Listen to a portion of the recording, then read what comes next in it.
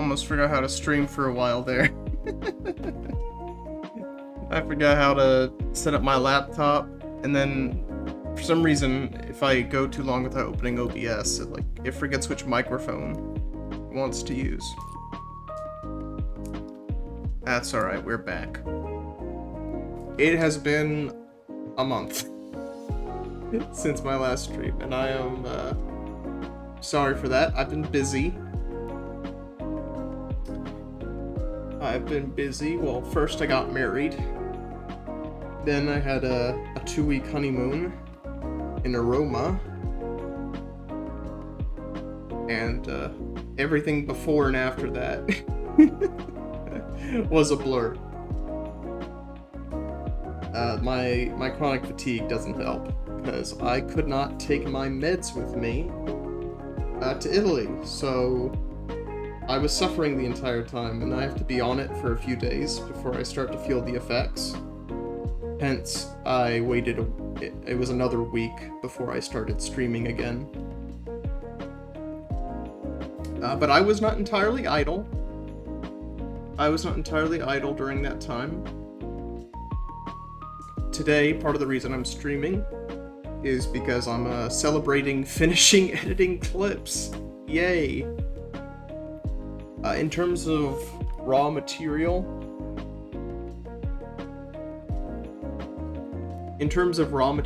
I was looking at about 90 pieces of video footage, and I compressed that down into 30 clips. So it was a lot. It took 4 or 5 days to get through it all. In fairness, yesterday I felt like absolute garbage, so I did not get a lot done yesterday. And the thing is, that's 30 clips, right? There were things that I left on the cutting room floor. Not all of the clips ended up getting turned into shorts. Most of them did, but there were a few that ended up on the cutting room floor. So it could have been like 33, 34, or something like that. Still, that's a lot. That is a lot. Luckily, the Lego clips, I did those today. They did not take too terribly long. The Battlefront 2 clips were densely edited. They took forever. But I'm still very proud. I'm very proud of them. It all turned out very well. The other thing I was doing is I spent most of last week. It was actually really funny. And it relates to what we're doing today. But it was really funny because when I got back, before I left on my trip, I was first from fatigue from work and wedding prep and all the related stress to that. I was very behind on D&D prep, which is not like me. I am an over-prepper. Typically, while the party is at one location, I'm prepping the next location, and that's how I've always done it. So by the time they get there, everything's ready for them. But that was not true, and I was telling them, like, I'm preparing a one-shot too, and that's actually going to happen next week. And that got moved several times. First it got moved because I got a job and I had to move into my new apartment, and then it got moved again because I realized that the date I'd chosen was Easter weekend. I had chosen that date without realizing it.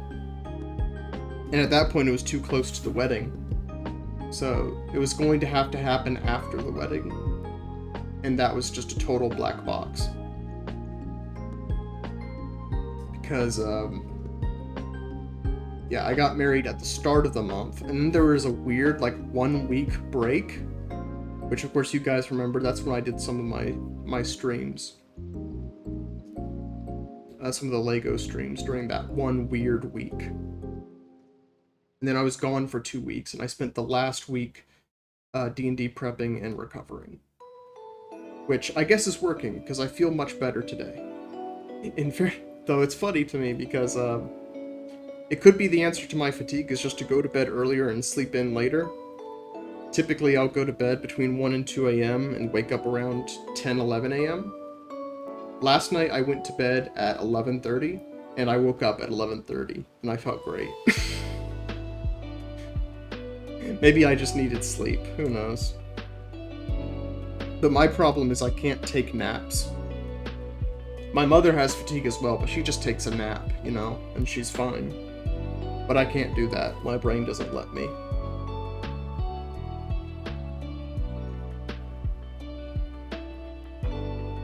But anyway, I felt so bad because I was already so behind on prepping.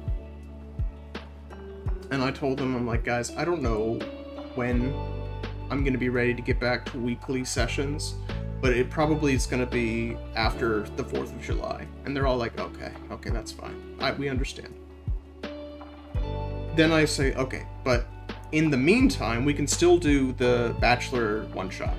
Because that's typically what we do. Whenever we go on a break that's more than 3 or 4 weeks, we typically squeeze in a one-shot in the middle there. So, for example, it's become a tradition for us to do a Christmas one-shot.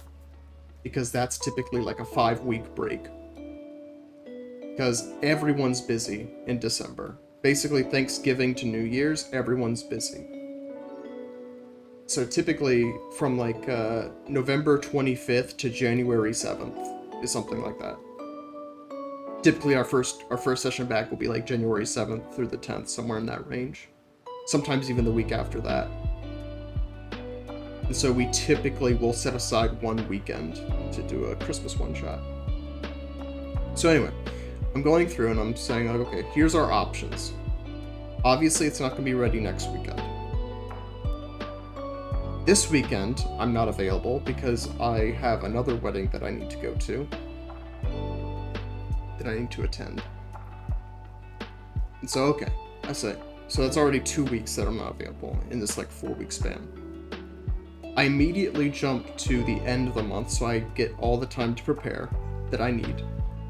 Okay, when is like June 29th or whatever it was? How does that work? And it's like, no, I'm...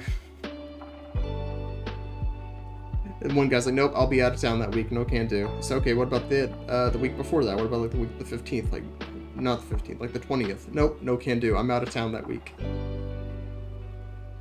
And luckily we stationed it for like the weekend, the 12th is when we'll do it. But it was really funny because I was so behind on prep. And I was like, oh, I felt so bad, like, oh, it's not gonna be till after 4th of July that we get back to it. And then when we're actually talking to them, they're all busy, so it's not going to work until end of July anyway. All to say, I'm now fully prepped. For both the one-shot and the next location that they're going to, I'm fully prepped. I've got everything ready. I knocked it all out last week. It was something I didn't really realize, which is that in the lead-up to the wedding, I was actually very stressed. And because I was very stressed, my creative flow was completely blocked up. The creative juices were not flowing. It was artist block times 50. But then as soon as I got back in the country and that was off my shoulder, and you know, the honeymoon, the wedding, all of that was off my shoulders, it all came back to me. And I immediately had it all figured out. Ideas were running like wildfire. And it's all done now. Tokens are done. Not only is it done conceptually, tokens are done, shops are done, plot's done. The only thing that I have left to do is the maps. Which I think I'll only need like 4, maybe. Some of it might have to be theater of the mind. And but yeah, there's not a lot. There's not a lot. It does relate to what we're doing today. So, you may remember, yeah, I can show this. Ignore this guy. Those are sketches that really I should have deleted before stream started, because I thought I'd reached the point where I could draw DOCs more consistently, but like quickly, because I noticed as I was drawing, my speed was increasing as well as the quality, but I'm not at that level yet. I still need to do some training. I still need to practice. I also understand, and I have been counseled they're not all going to be winners, you know? They're not all going to be winners. Even good artists, you're going to sometimes have a blunder. You're gonna have pieces that don't turn out like you want them to. But for me, especially for main characters, I've confessed this before. In my home game, I use AI art for tokens. If I were to ever stream a game, I would draw everything myself,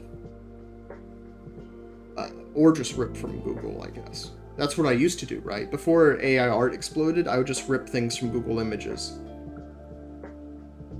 But if you're just gonna rip things from Google Images, I don't think there's a moral distinction between using AI versus ripping things from Google Images. Because either way, you're using things that aren't yours. And you're using it for free. It's a budget option. My stance on AI has always been that you shouldn't use it for profit, but using it because you don't have other resources is fine.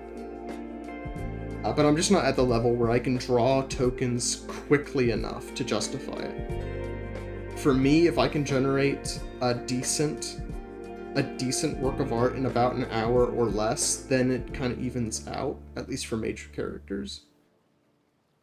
But no, if I've just been like 2 or 3 hours making a decent piece, it's not worth it. Because sometimes it will take an hour or more to generate a token that's just right, you know? That's just right, but more often it's like 20 to 40 minutes. That's why if I can get to a place where I can draw in 40 minutes or less, boom, great. Even if it's black and white, or even, because these here are, even these, you know, these guys are player characters, so I put a lot more effort into them. And things like these are actually very important. These are what we're working on today. Another one in these strands. In fact, it's actually the last one. It's the last one. We never got around. I didn't get around to doing it before the other ones. But this is the last piece in this series. In case you've forgotten, these guys are all being turned into bounty posters that are going to be put in the background of this big art piece. I'm also going to say, I don't know when this big art piece is going to be finished. It might never be finished. My sort of a goal for myself is, it's an arbitrary goal. It's a very arbitrary goal, is like Christmas. I'm leaving a lot of room because I started working on these in December, and I barely got them done in time.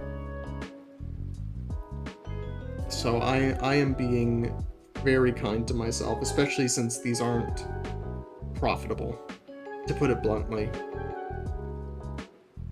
Something I do hope to do in the near future, something that I want to do. Looks like a big project. It is a massive project. Welcome, Sips. Glad to see you again. Yeah, it is a massive project. I don't think I realized how massive it was when I started it. Because I think I've spent maybe 20 hours, 20 or 30 hours on the project already, between setting up just the room, and these are technically background details. But I'm sure you saw, Sips, on X, that I also printed these into physical cards, so that's why they're getting a little bit more detail than some of the other background images in this. But yeah, if I get this done by Christmas, I'll be glad. I'll be happy with myself. But that's why I'm being very loose on that timetable. But I need to get a sip of water.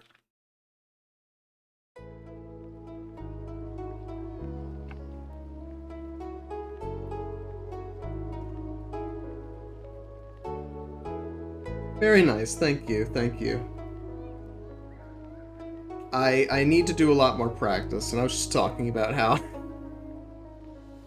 the last 2 months have been extremely hectic, and I have absolutely fallen off the bandwagon on basically everything. But I've been back in the country for over a week now, which also means I've been back on my fatigue meds for over a week, and it takes about a week. Honestly, it takes about a week of taking them regularly for it to kick in. What you actually see here, this sketch, was done in the Chicago airport. I did this in the Chicago airport on the way to Italy. Not long before I completely collapsed from exhaustion. But what I was saying is, so in the near future, because this is the last bounty poster. This is the last of the bounty poster series. What I want to do, I had people ask me since I was training with my art if I would ever consider going back and redoing my model, which I'm not prepared to do that yet. That is a major undertaking, and to be honest, I don't think it would be much better. I don't think the increase in quality would be worth the effort at this point. But something I do want to do is to make my thumbnails more interesting, is I want to do a series of drawings of myself and of my model in different poses, so I can, with different expressions, so I can use those in thumbnails. So I think that'll be my next major art project. Once this wraps up, at least. But I do need to get back, because I wanna train with my art more, but it's also hard sometimes. I have a lot of other things to worry about at the moment. Sometimes I just have to make the choice to not worry. But did I enjoy my trip? Yes, I did enjoy my trip. It was very nice. It was very nice. Very nice. Yeah, so we went to a few places in Italy. The main highlights were Florence, Pisa, Assisi, and Rome. The big highlight, and I might see if I can't... I want to find a good picture that doesn't dox me. Which, doxing myself isn't a big deal, because I kind of have already, but... the main highlight of the trip is we actually got to meet the Pope. We got to meet Papa Leone.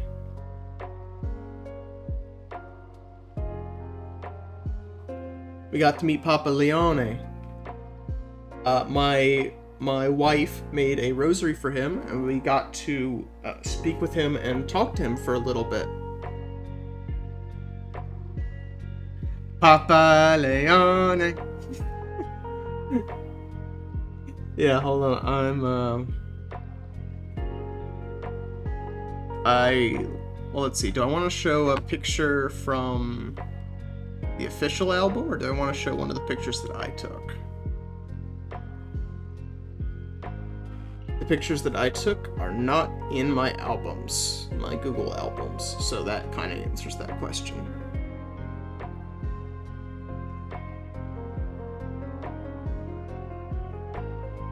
So, if I find...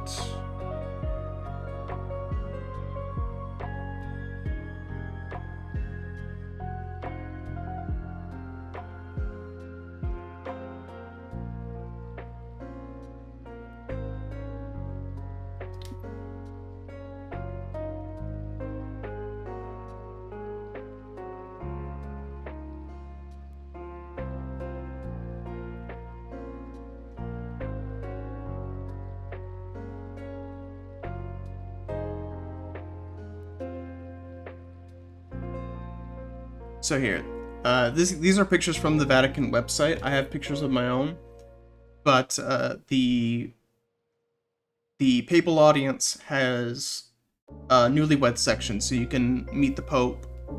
My wife and I are in this picture. These are from the Vatican websites. These were taken by their official photographers there. But yeah, we got to meet him. We got to speak with him for a little bit. I got to shake his hand. It was very, very nice. It also means that some of the belongings we had that day and the rosaries, some of the things around my neck, are now third-class relics of Papa Leone, Pope Leo, which is actually pretty cool because I have a Marian medallion that was a gift to me, which was blessed by Pope Francis. And so I technically have a third-class relic of Pope Francis and Pope Leo, both, on my chain. It was very cool. It was the highlight of the trip by leaps and bounds, not even close. It was very cool. Very cool. Because I think other than that, we kind of, well, we have our share of stories, but most of the things were things that you would expect. We went to the Vatican Museum, we got to see the Sistine Chapel, which was very nice. And definitely, it's weird to say that the Sistine Chapel is underrated because it's the freaking Sistine Chapel, but it is underrated because everyone knows, of course, the famous painting of God and of... Where's my pencil? Sorry. Of God and Adam, but not a lot of people know. That's what I meant to do. Not a lot of people know that there is a lot more to the Sistine Chapel than that. Oh, did I lock this? There we go. There's a lot more to it than that, and it's very beautiful. It's very beautiful. We got to visit all 4 papal basilicas, which was a gift. Other than that, we visited the Tower of Pisa. Florence was underwhelming. Mention the amount of churches in Rome. Oh yeah, well, this was something that I was telling my in-laws on the way back, but a lot of people don't realize that Italy has more dioceses than the entire United States of America. So I think in Rome alone, there's something like 90 Catholic churches, and I think 3 dioceses. There's a lot. There's a lot. And you can kind of see them on... well, having grown up in the Bible... Over 900 churches in Rome. I missed it. I missed it by a magnitude of 10.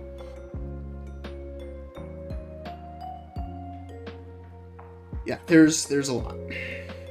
And it's funny to me, as someone who grew up in the Bible Belt, having churches on every street corner is not special necessarily where I'm from, but having Catholic churches on every street corner definitely is.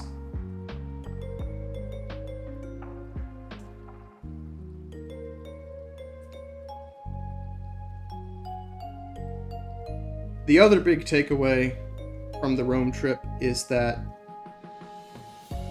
I've been very blessed. I've traveled a lot more in Europe than most Americans. I've been to Greece, Portugal, France, Spain, Italy, and Iceland. Technically, I had a layover in the UK, but that doesn't really count because we didn't leave the airport. And of all of the places that I've been to, including things like DC, Italy has the worst public transportation by far. Specifically the trains. The trains were awful. And they weren't awful because they were messy or because, they were unsafe. They were awful because they were difficult to navigate. My family can vouch for me. I've always been the pathfinder in my family. I've always been the navigator. those kinds of things have always come to me pretty naturally. There are a few entertaining stories I could tell about that. The trains were awful. Awful. We were at a cruise at one point, and we almost didn't make it back to the cruise ship in time because we got on one wrong train.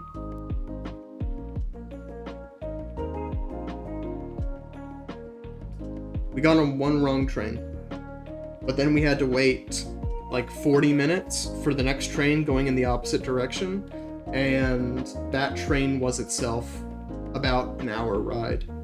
So missing that one train added over an hour. Well over an hour. School randomly visiting church that he suggested. Yes. So we got to see the tombs of St. Paul, St. Peter, James the Minor, and Philip. And on our trip in Spain, we got to see the tomb of James Major. So we've gotten to see a number of like the tombs of the apostles, which it's very cool. And as a side note, going off topic, and not really off topic, but in a direction that might be slightly spicy. It reminds me of the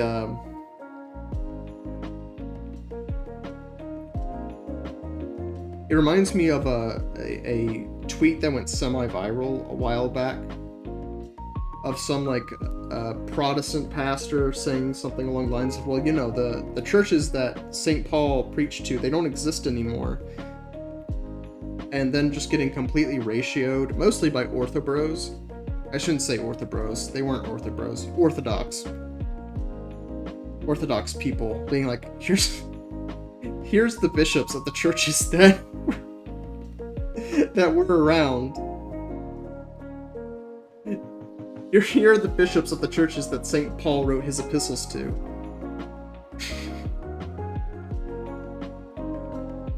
You know, like we even got to witness what is considered to be a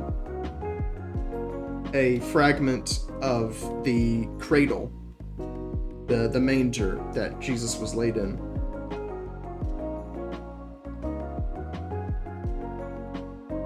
Which, and the thing is, it's like, even if those things aren't true, they at least have more claim to truth than most would give them credit for. Like that fragment from the manger was venerated there for, I think, either 700 or 900 years. I forget which was. I forget which it was. And you know, obviously in Jerusalem you have the Holy Sepulchre, which is the site where Jesus was raised. It's just the material I'm not going to say it's undeniable, because it's not undeniable. Partly because you can deny anything if you're determined enough to. But it's vindicating. Actually, I'm not going to do that yet. I'll save the scruff for later. The column of flagellation. Oh, I forgot about that too. Yeah, the column of flagellation, where Jesus was whipped. That is also in Rome.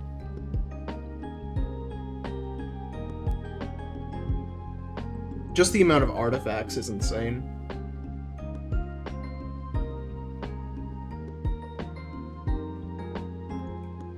It might sound silly, but it is genuinely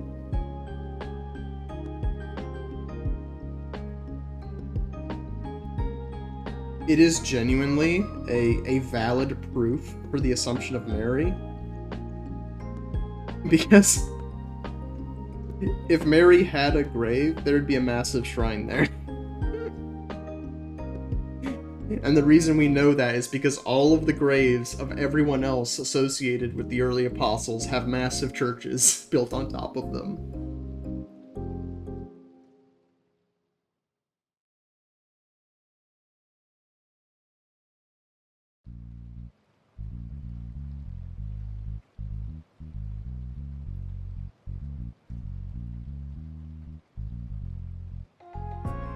Scala. Oh, the holy stairs where Jesus walked the Pilate to. Yeah, we got to see that, but you can only. I guess it's kind of an interesting fact. They only let you go up the stairs on your knees as a form of penance and reverence, which is great, except that I have fibromyalgia, so that wasn't happening. That was not happening, especially because we walked there too.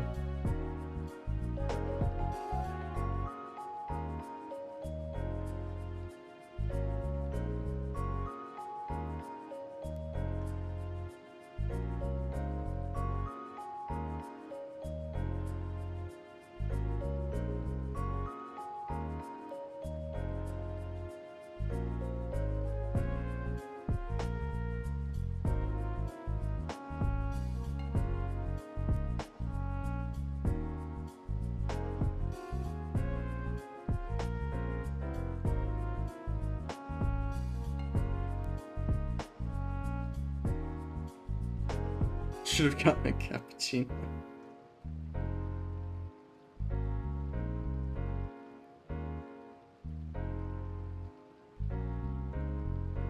Man, what sucks about this is I hope this turns out well, but the perspective, it's perspective and it's a dog mouth specifically.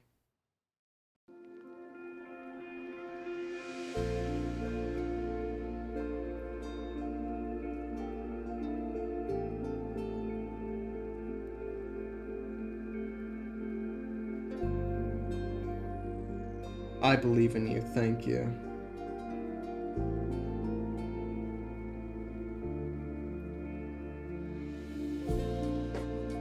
The character that's being drawn here is a werewolf, kind of. It's One Piece D&D, so he ate a devil fruit. Specifically, he ate. Why is my touchscreen not working here?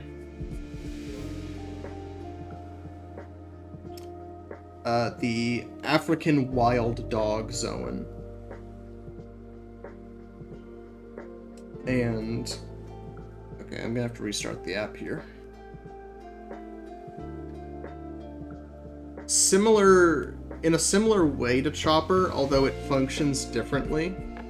He doesn't have rumble balls or anything, but he does have points, like different types of transformations he can access. One of them is a transformation that, so ordinarily he looks like when he transforms, he looks like every other Zoan. You can imagine like a Jabra, where it looks more like he's wearing an animal hide as opposed to actually transforming. But he has 3 points. His Pierce point, which is what I'm drawing, and which is what's on his bounty poster, allows him to transform his lower jaw to give him this big bite. There we go. There we go.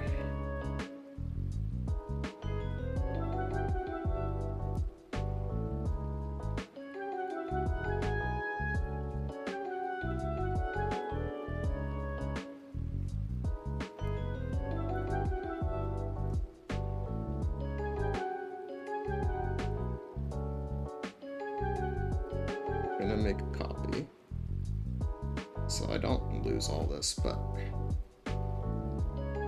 this one here in the bottom is the most important reference by far.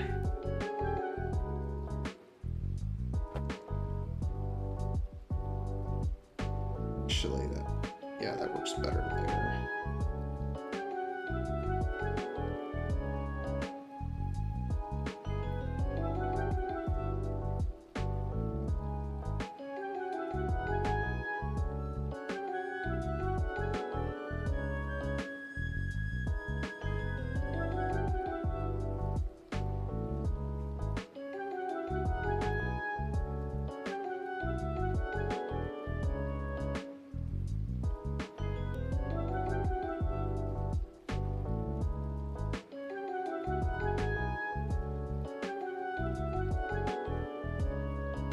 Give them big old chompers.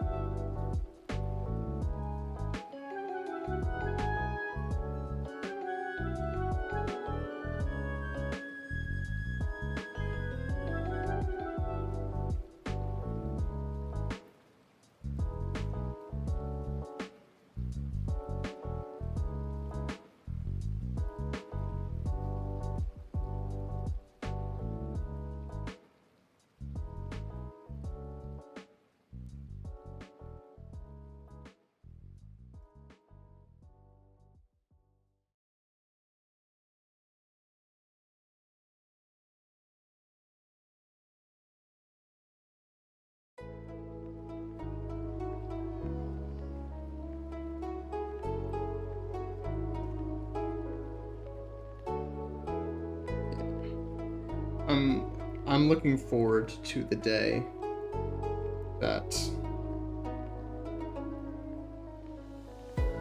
my art gets good enough, and specifically fast enough, that I can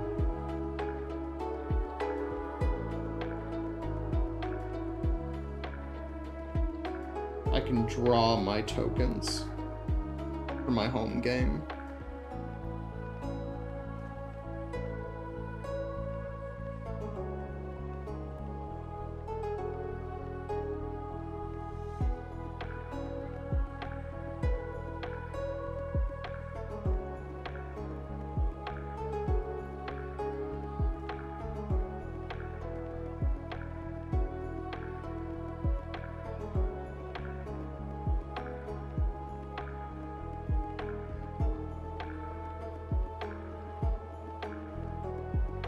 I think one of the things I struggle with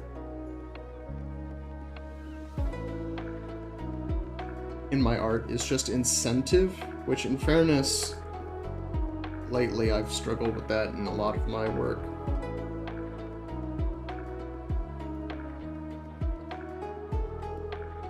You know, things like wondering what the point is.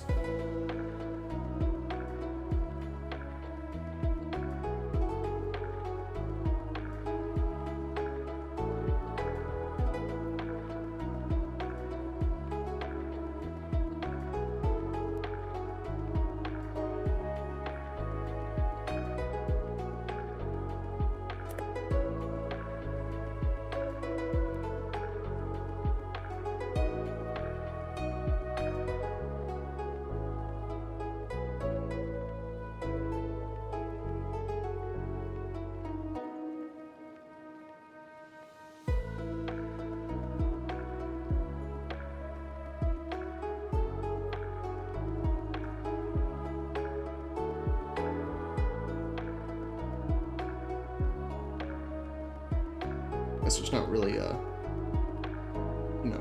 a butt or anything there. I think it's just how it is.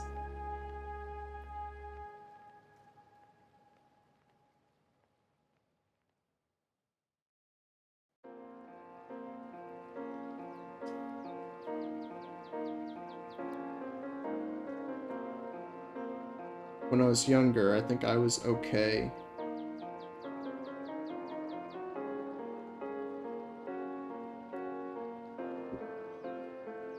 Maybe I should say more okay. With the idea of just doing art for art's sake, but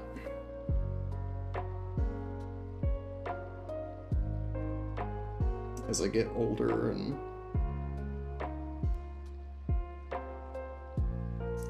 life gets a bit more real,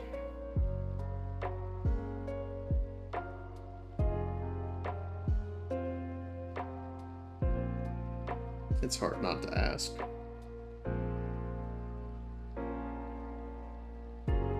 know.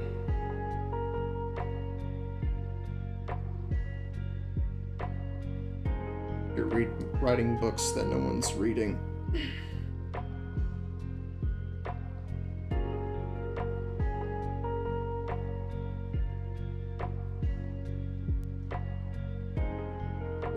Making videos that no one's watching.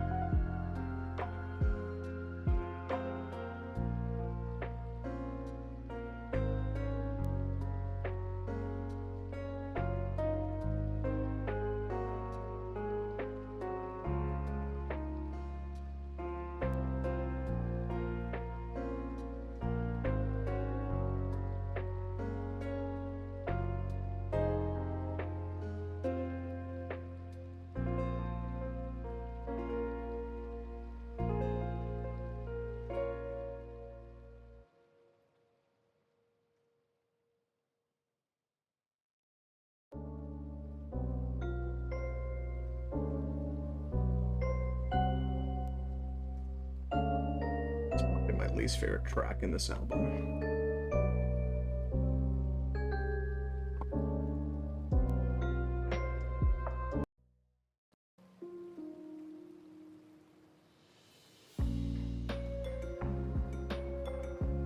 It's better.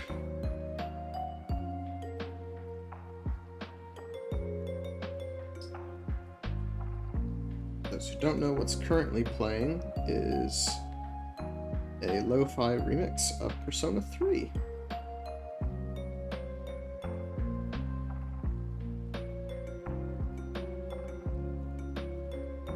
If you were to ask me whether I preferred the music in Persona 3 or Persona 4, it would be a very difficult choice. The most correct answer that I could give is that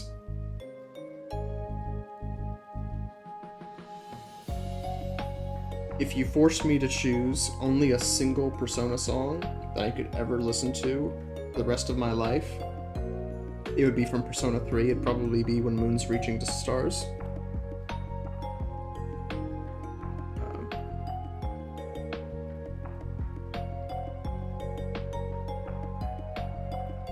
But if you were to... And there are a few others that would go up there too. I'm struggling to think of the names.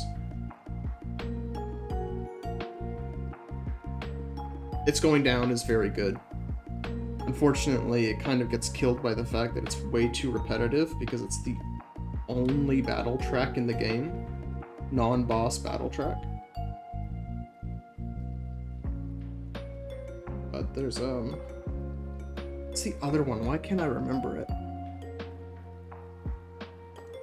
Paint Your Life? Is that what it's called? That's a good one. Iwatodai Dorm is catchy. But if you were to say you can only listen to one soundtrack for the rest of my life, I would probably be the Persona 4 soundtrack. The bangers on the Persona 3 soundtrack are better than the bangers on the Persona 4 soundtrack.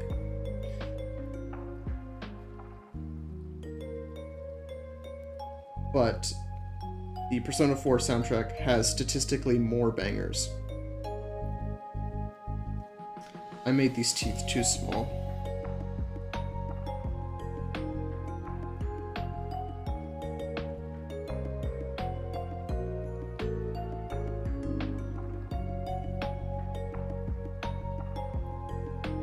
There should only be like 4 or 5 teeth between each of these bigger teeth.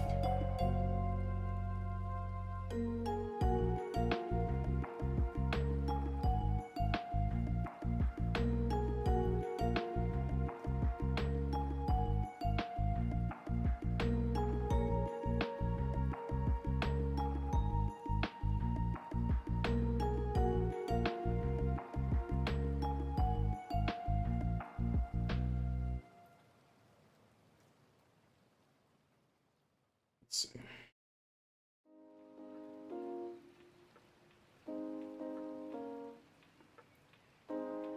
In terms of stream stuff, hopefully this week might be semi-normal. I do want to get back to playing Assassin's Creed. That might be this week. Hi, welcome to the stream, Maximus. Ghost of Sacred Heart Rodriguez, are they a big thing to you, or not really? Not to me specifically, but they're obviously very beautiful devotions. I do not have a particular devotion to them, but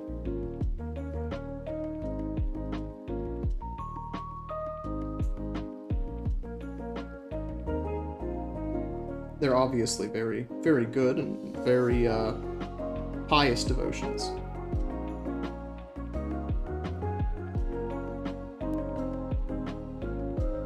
For me, my main devotion is to the Sorrows of Mary. That's what I stick to myself.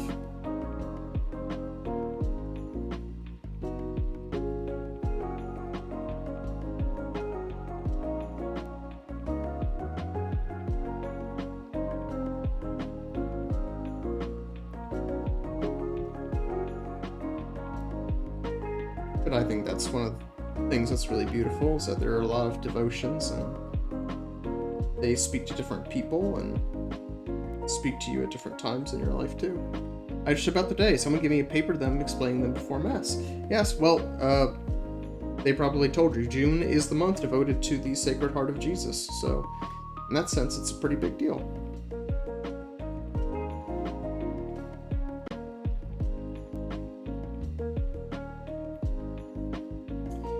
But they are, well, I don't have a particular devotion to them. It is a very common devotion, and a devotion frequently portrayed in art. 5, 1, 2, 3, or 5. Wait, no. That side has only 4.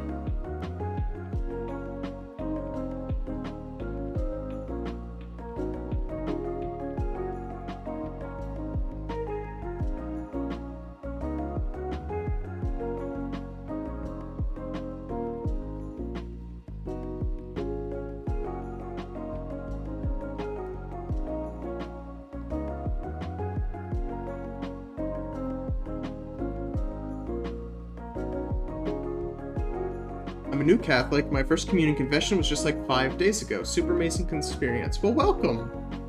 Welcome. Don't worry, you're in good company. I was confirmed in 2023. So, I'm a relative youngin' myself.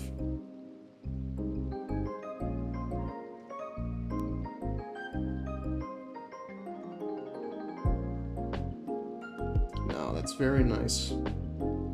Welcome, welcome.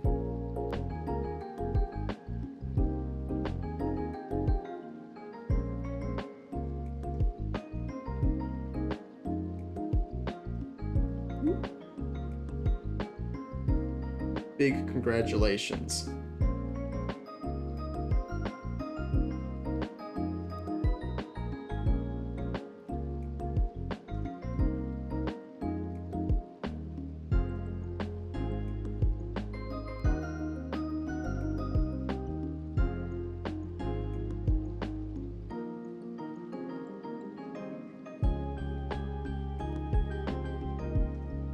His mouth is turning out very well, I think.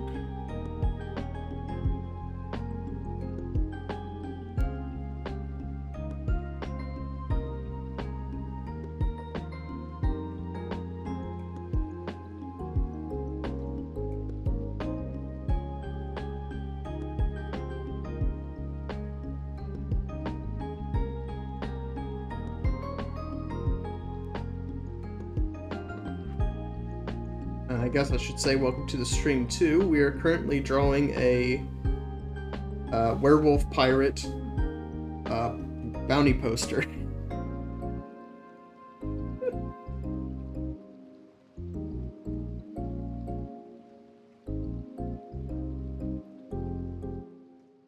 we're just getting back to streaming after taking an extended break from my honeymoon in Rome, where I was just telling the other chatters, but we got to meet the Pope, and it was very cool,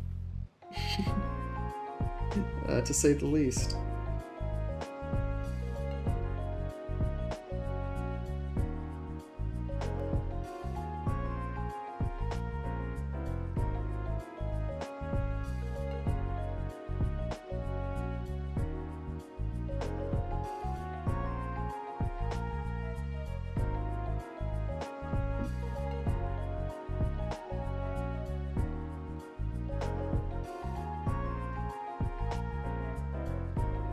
K9 Pirate? Yeah.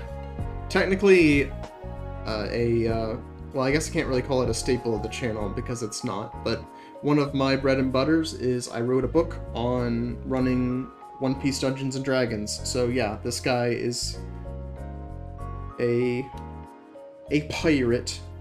It's this guy who ate a African wild dog devil fruit. And yeah, werewolf pirate.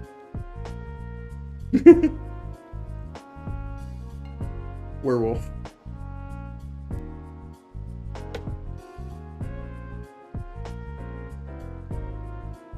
Werewolf.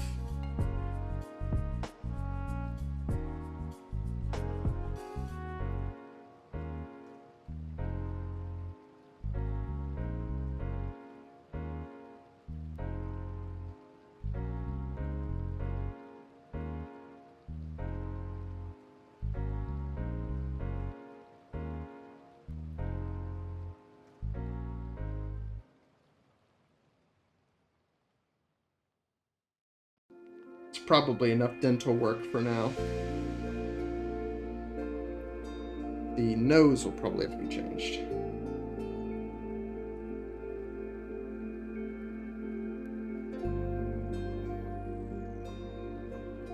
I see the problem with the nose. Which layer was the nose in? Alright.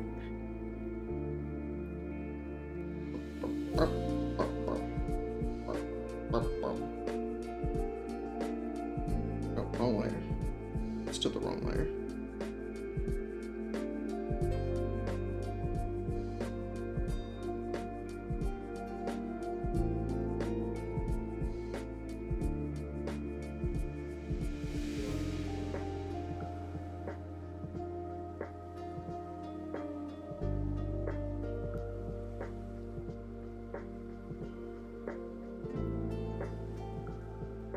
That's much better. A little bit of refining, but that is much better.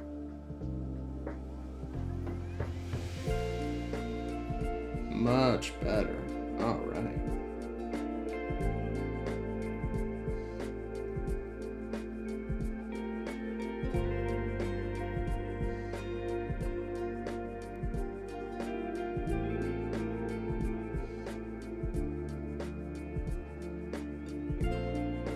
Wrong layer.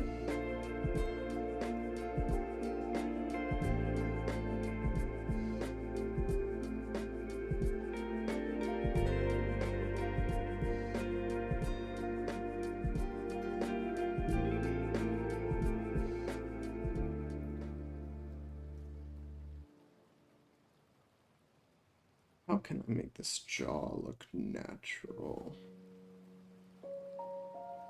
I mean, the honest answer is I probably don't have to. I can probably just swallow that up in darkness and have all that detail kind of disappear. That's probably the honest answer.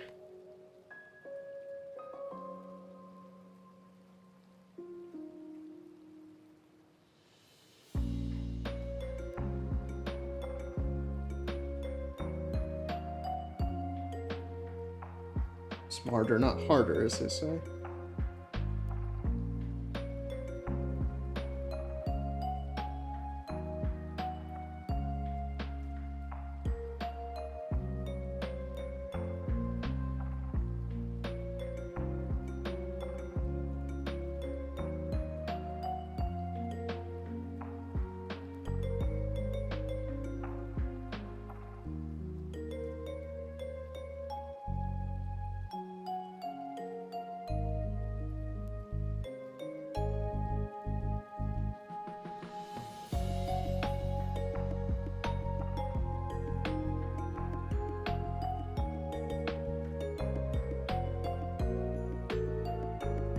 feel like I've probably spent enough time working on the mouth, but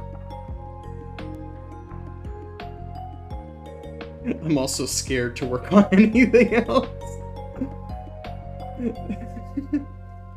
Just because this is such a weird project. Ay, ay, ay.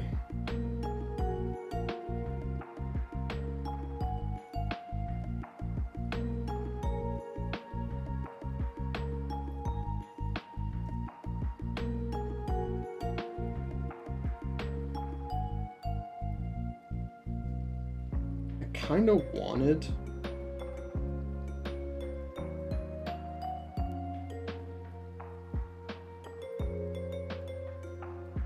to go for more of a typical One Piece eye shape. But the thing is, this guy is in a berserker rage right now, so he should have smaller eyes.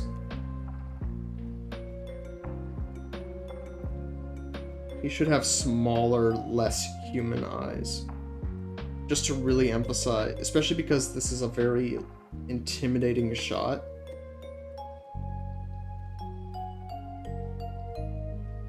It should really be emphasized that he is losing his humanity here. Yeah, I like that eye shape a lot better.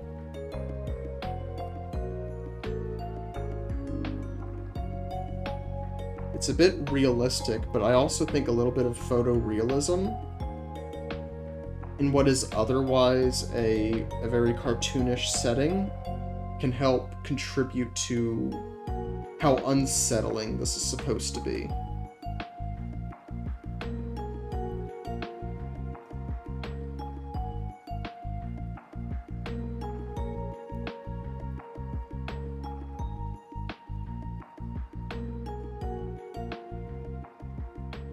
Yeah, I like that eye shape a lot more. Because I can delete this later, but his eyes are not going to be very detailed. They're going to be like a... Yeah, like that, basically. Obviously, we'll spruce that up a bit, but that's about what it's going to look like. Just pure red.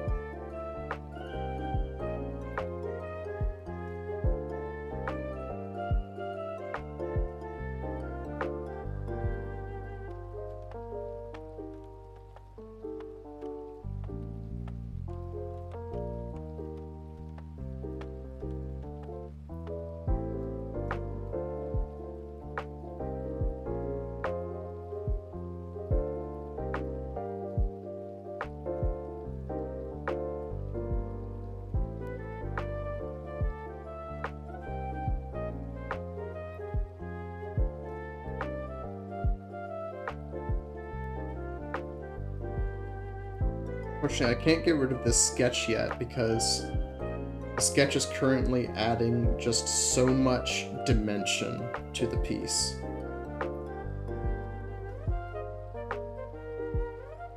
That I need to figure out how to capture its dimension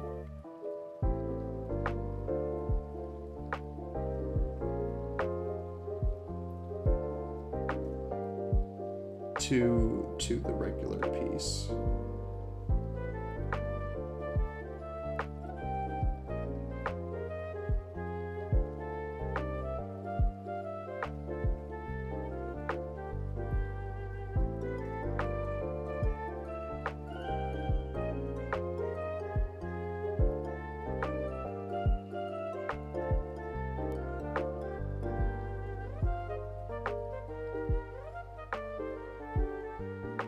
I really think my, I spent a lot of time, if I just get rid of this for a second.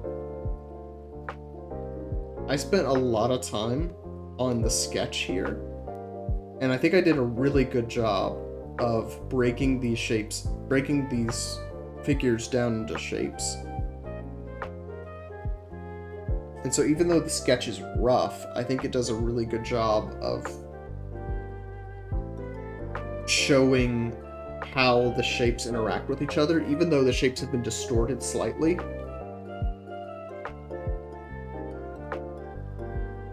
Like, you can tell the shape of the jaw and compared to everything else.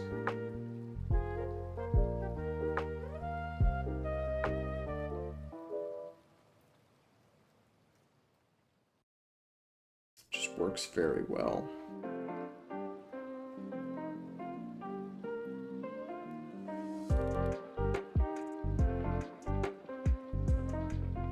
But I also know with line work, sometimes it's better to obscure the shape.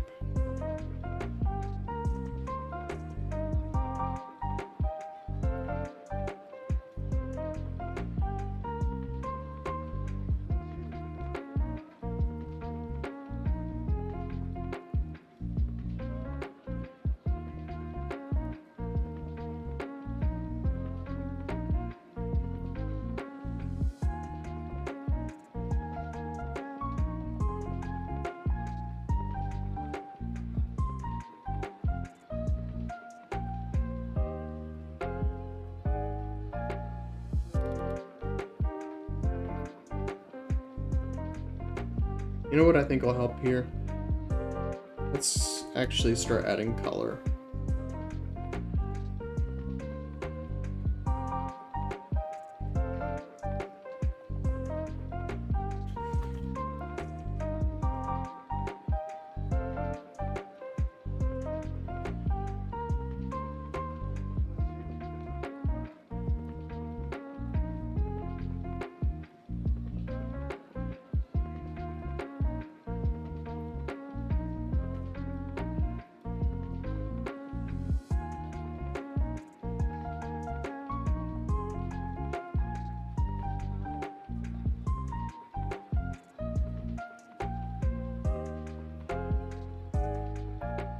There we go, that's the color I want.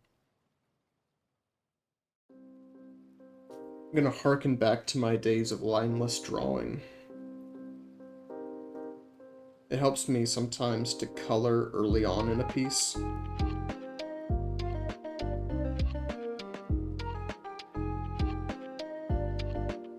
It gives myself a sense of how it's supposed to be laid out.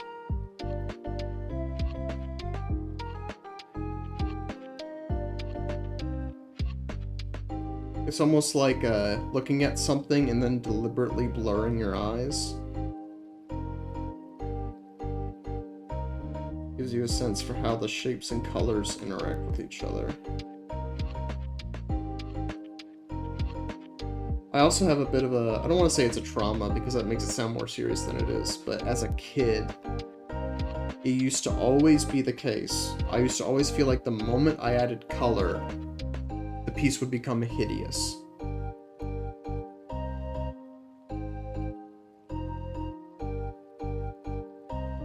Like unrecognizable. So at a certain point when I was in 8th grade, I just solely began sticking to sketching. And I would never do finished, quote-unquote, finished piece. I just stick to sketching. Because I felt like if I ever added color or tried, if I ever tried to like establish the line art, as opposed to just keeping it rough, it would always be worse. Especially because I don't have a very steady hand. Like you see what the level's at for the stabilizer. I do not have a steady hand.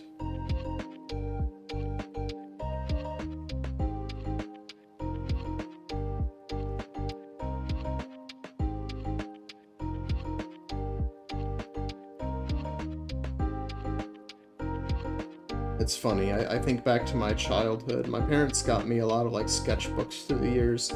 At a certain point, they wouldn't have known any better. It's not their fault, but I feel like I would have been I almost would have benefited more from getting like a drawing tablet or something and moving to digital earlier on.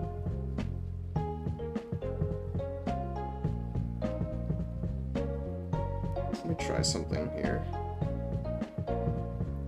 Sometimes of love.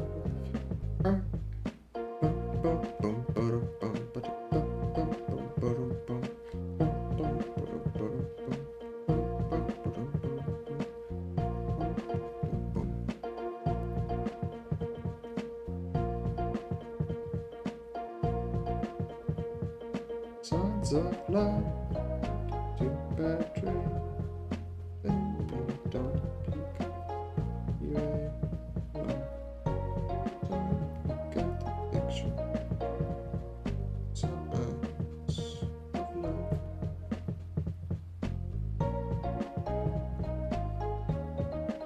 Yeah, I feel like I've got so much. Like I said, trauma is too strong of a word, but I can't think of a better one.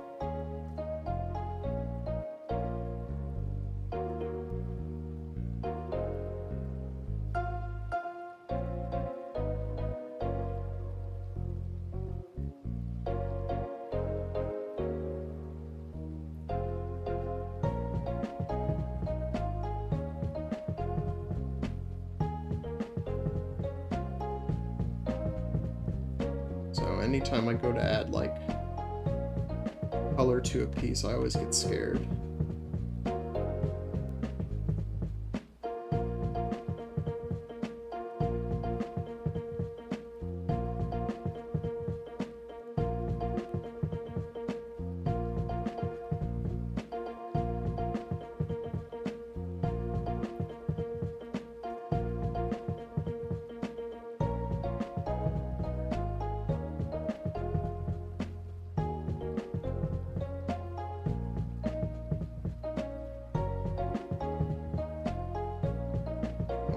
Actual, like, near black.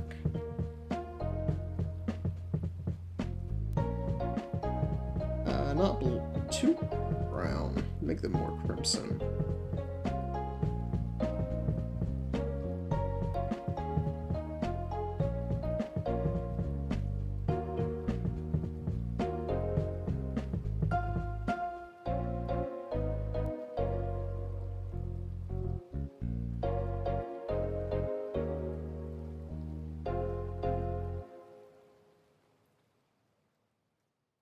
Yeah, okay. This is coming together.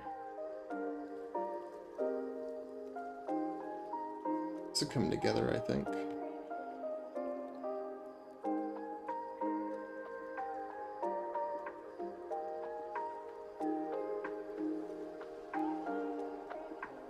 This isn't a final by any means, just getting a sense for things.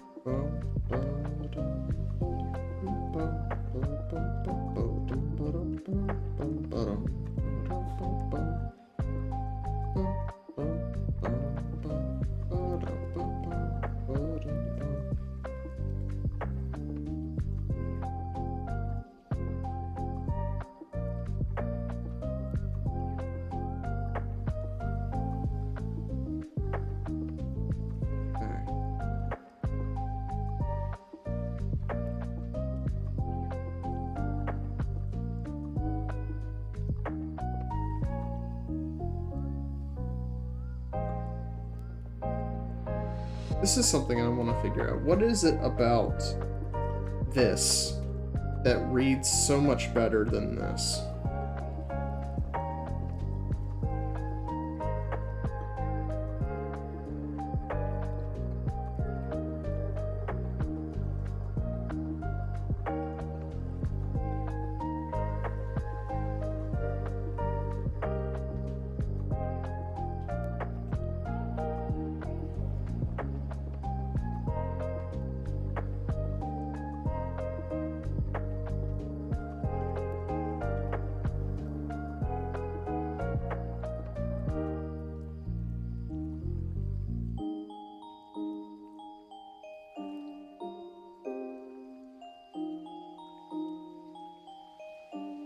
Is it because it adds like a natural shading?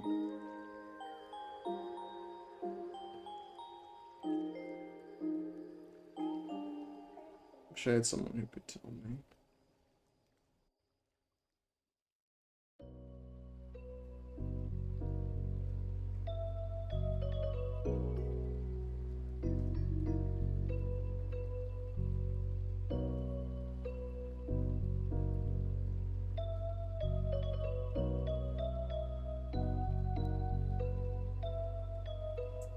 I think it's because it adds like a natural shading.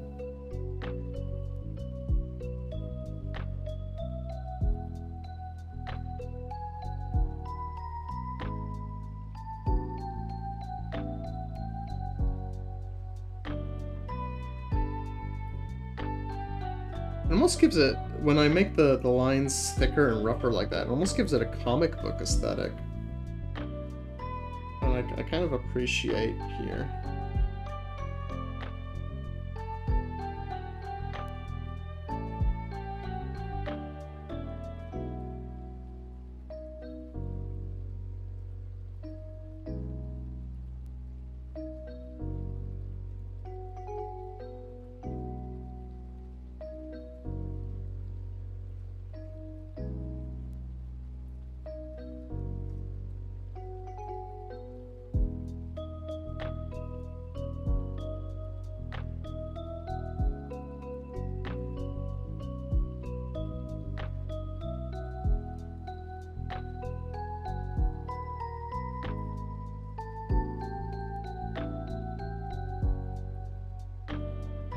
I did read that making your lines thicker can sometimes help make your line art look better, so that's one of the things I'm testing right now.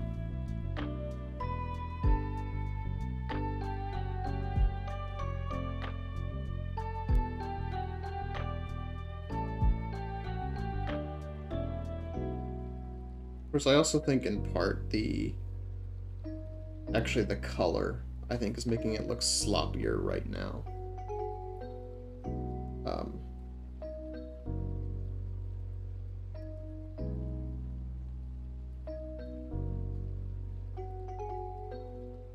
Because it's obfuscating the shapes.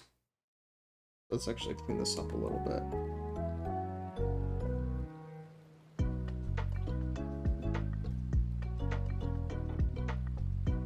Yeah, that already looks better.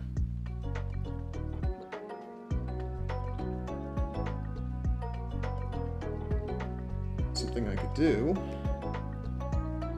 so we can go ahead and start implying some of this.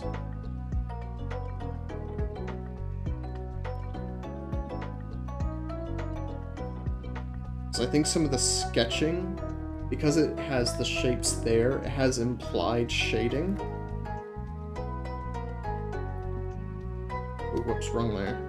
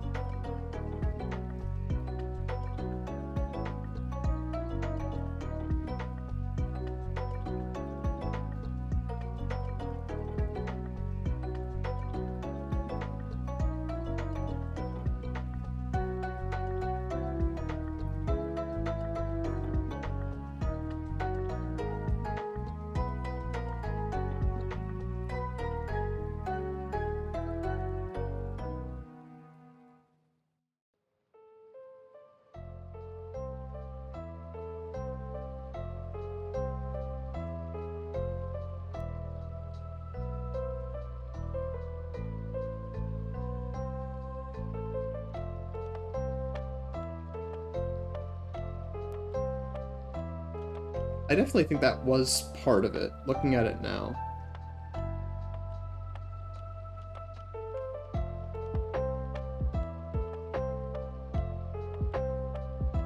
Yeah, I think implied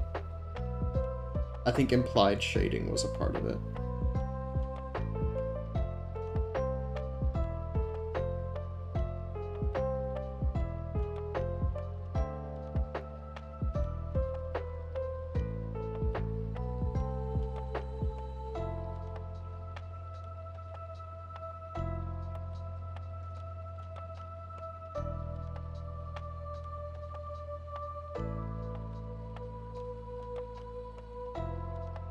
may have made that slightly too strong, but...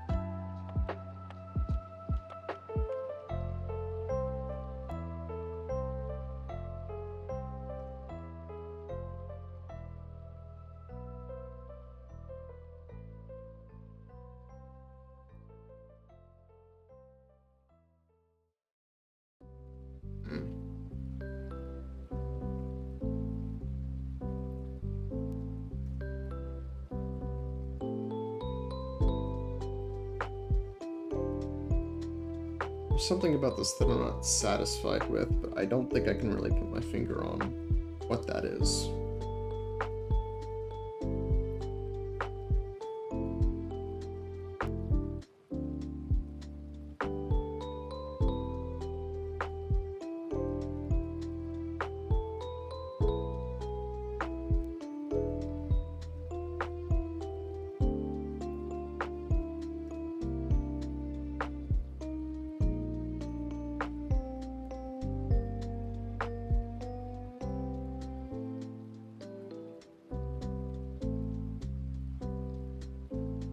See if a bigger eater might help.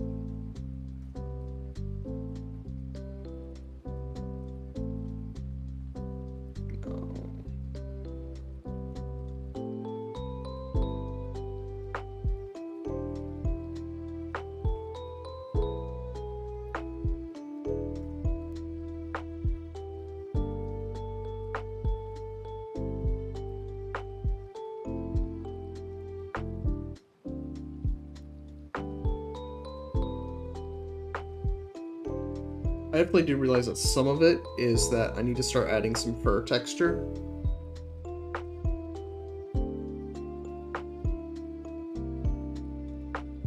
Like that is definitely part of it.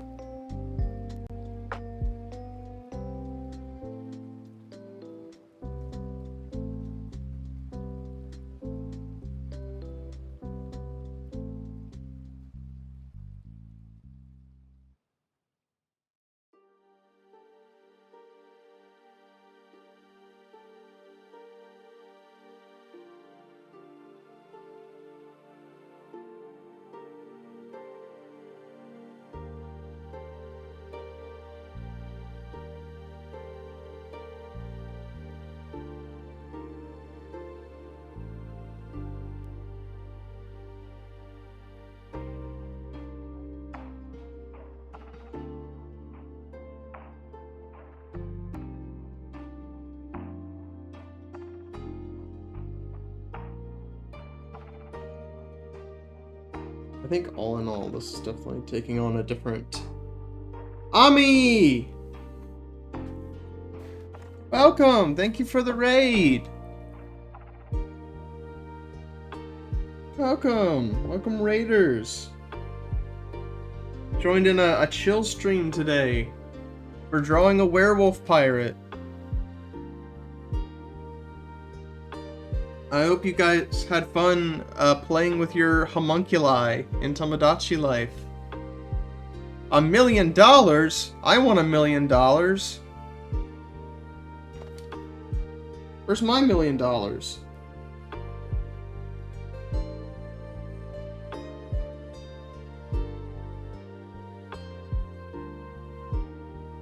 I literally call them homunculi. I know, I saw your the notification in Discord. I am in the Discord. They basically are. Yeah, it's true. It definitely it is a apt comparison. It is an apt comparison, to be sure.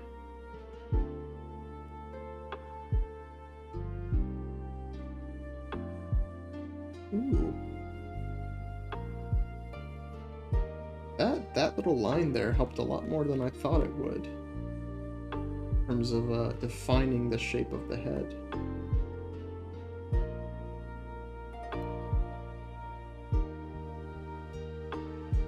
Wait, is this sketchbook? Yes, I believe it is. I am on me Chromebook. My first ever art program, very nice.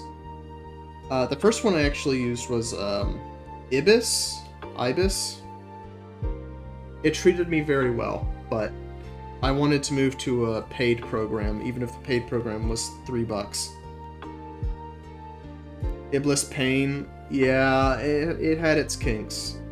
I don't think it has many more kinks than Sketchbook does, but there are pros and cons. There are things I could do in Sketchbook that I can't do here. But there are also a lot more things I can do with Sketchbook than I can with Iblis in general, so I can't complain too much. But I draw on my Chromebook, and this is like the best software for Chromebook, is my understanding, so I don't think there's anything I can really do. I like the suite of effect filters in Ibis. Yeah. The Chromebook he stole from his school. No. I did have a school Chromebook. Actually, is that mine? No, it's not. That is very funny. Do you have the red tracking ball? No, I don't. I have a universal stylus that I got from Amazon, and it's treated me very well. It's like $20.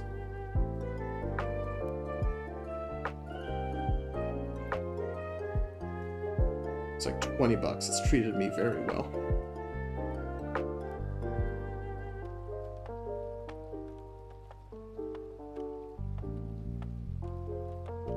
Also, do you know what chroming... Oh, Lords, you can... What's the morality of chroming up to win a Beyblade me? I do know what that means, actually. I do. I'm pretty sure if you chrome up your Beyblade, you're going straight to hell. Wait, that's the thing? Like it works with anything? Basically, yeah. So it's not a digital... Let's see if I can find it really quickly. It's not a digital stylus. A lot of universal stylus, when you look it up, it's like a digital electronic thing. This is not.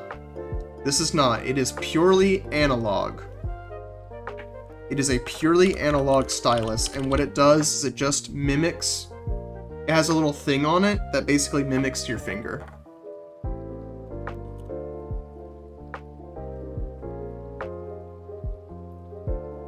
Oh yeah.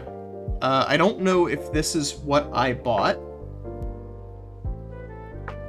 I don't think this is the exact brand that I bought. But this is the same concept.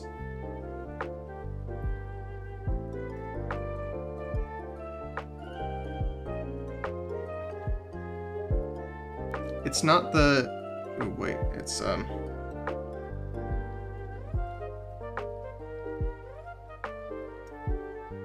This is not a good... I don't know why it's cutting that off. Why do I have a feeling something like chroming was an episode in the anime? No, they wouldn't do that. I want to amplify my power. If you want to amplify your power, then you have to do it like Captain Falcon did, with your faith in Jesus Christ.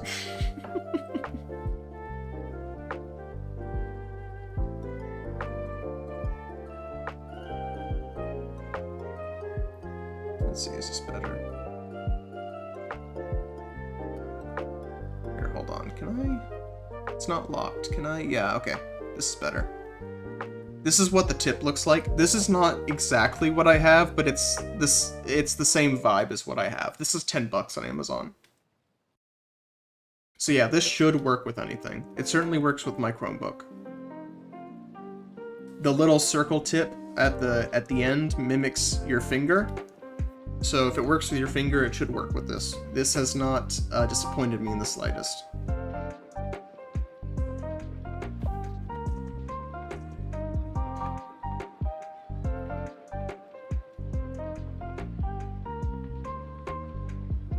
I'm not gonna say it's better than a electronic digital stylus, but I have no complaints.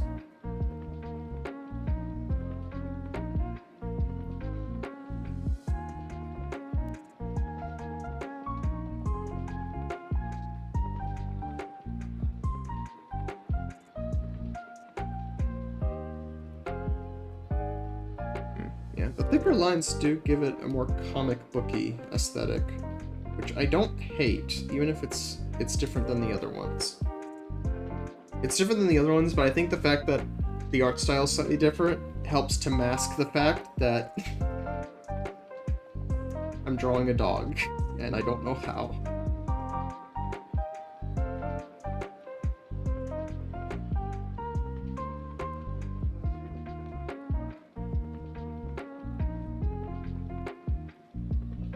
Plus, I think it helps to lean into the fact that it's supposed to be a little off-putting.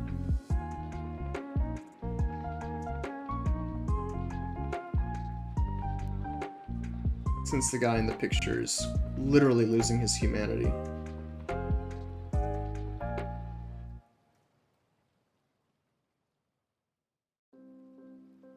Speaking of color, let's work on some of these patterns, shall we? We'll do the darker ones first.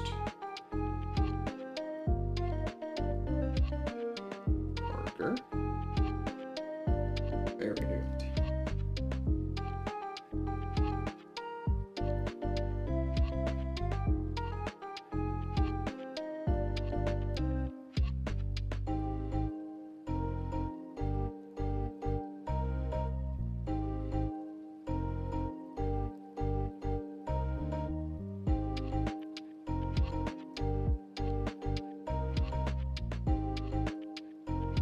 I'm gonna keep it this way for now, but it does occur to me looking at this that I actually need to invert the ears. They're not going this way, they're actually going this way.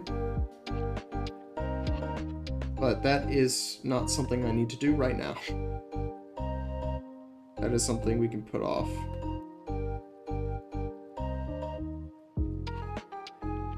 So actually the whole muzzle needs to be this color.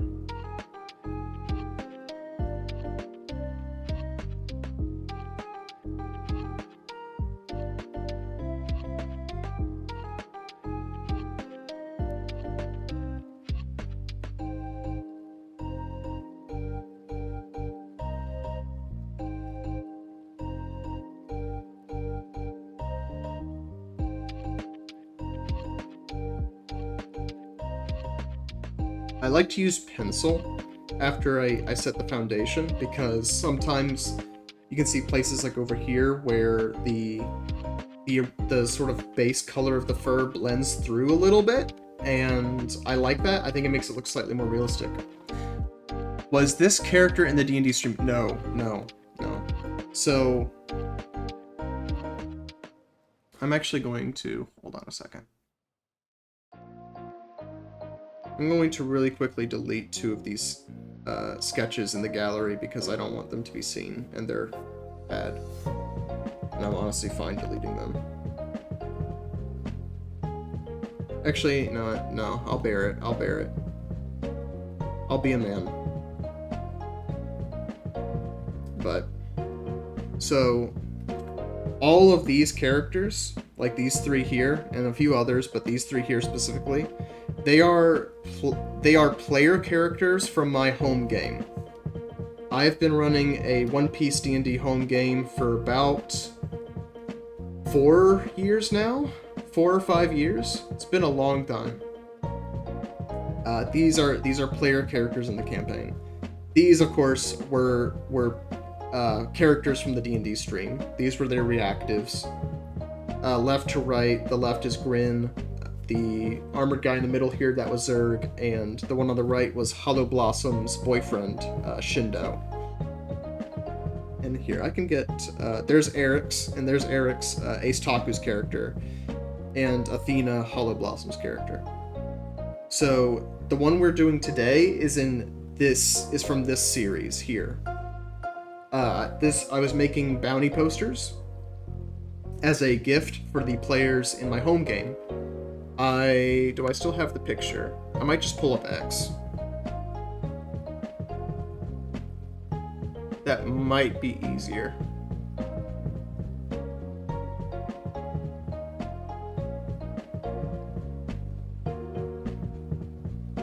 Because I know I posted this.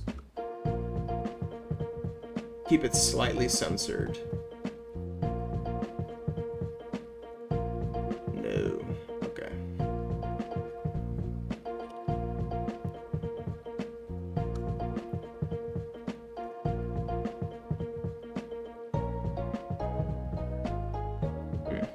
Why is it hiding from me? I'm just gonna have to scroll down. It was right before the wedding, so luckily it wasn't that long ago. Thanks for the follow, Hypnot. Hypnachi, yes, I read that right. Here we go.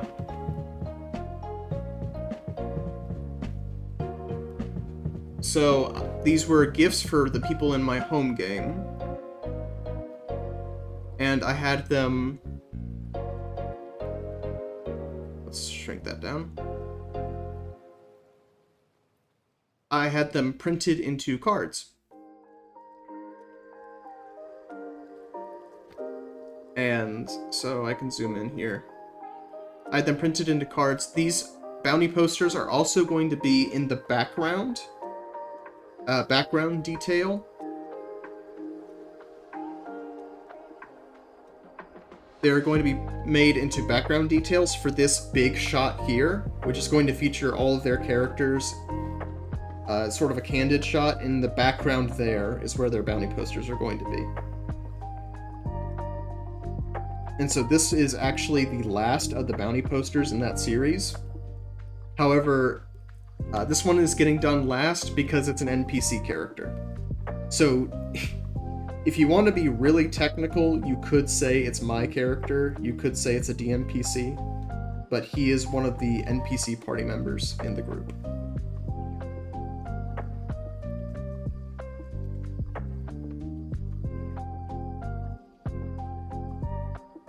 But this is a part of that project. Over here, that's what I use for his token in the game. That's what he looks like as a human. And his human part is going to be represented in the big shot, but his bounty poster is specifically of him wolfing out.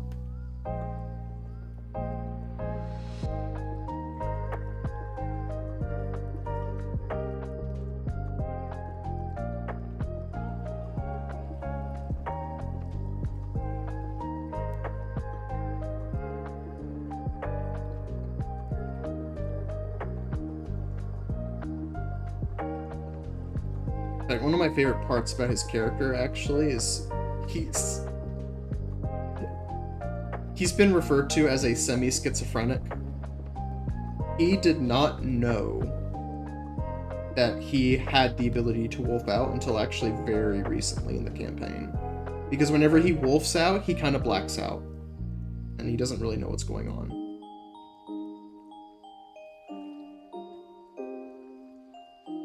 So it was not until comparatively recently that he even knew he could do this.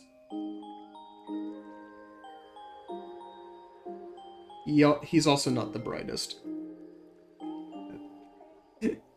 So that's also why it took him so long. I'm gonna leave that other cheek there for now.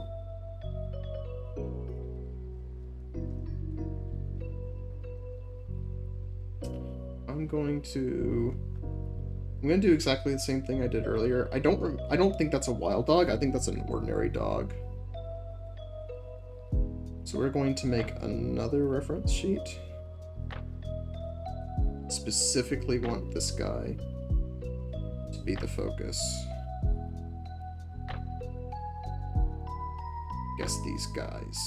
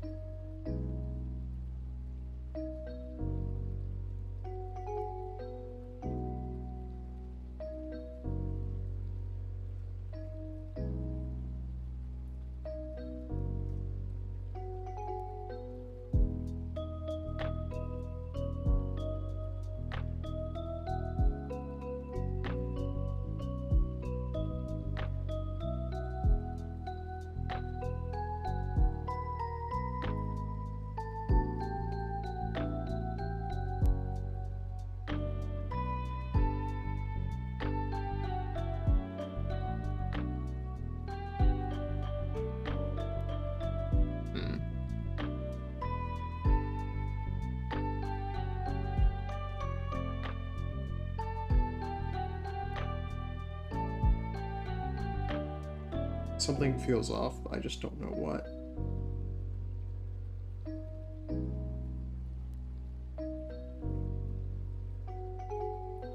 I might have an inkling, though.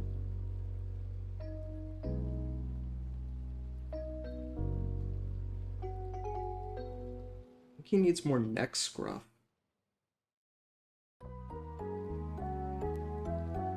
You know, something like that like weaves around here. I think that's what he's missing.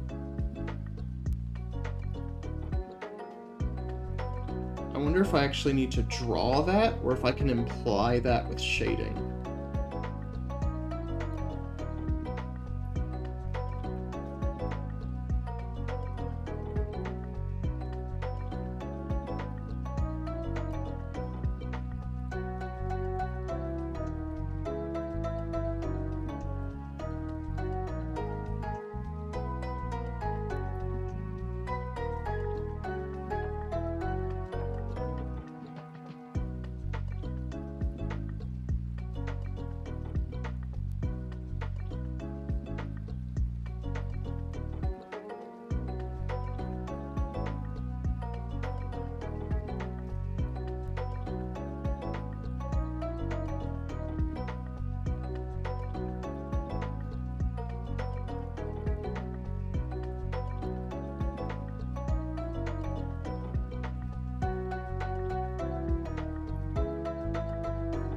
I do think that patterning is very successful.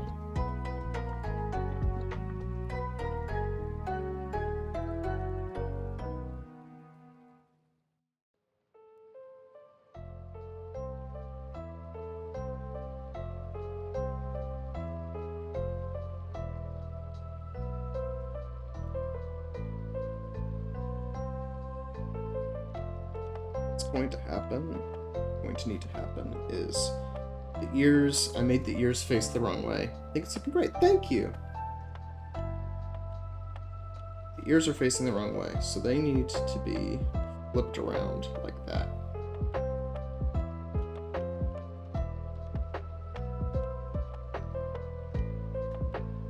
Yeah, that patterning is looking very good, actually.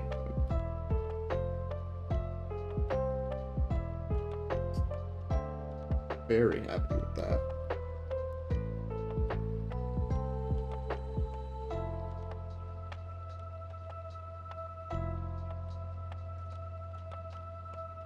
It actually kind of looks better without the shading now. I am going to get rid of the shading anyway, because I try not to do this. I try not to do this, because I think it's a bad habit. But there is the age-old trick of just drawing with black and then reducing opacity. And that might be what I have to do for this one, because there's just a lot of color. There's a lot of different colors.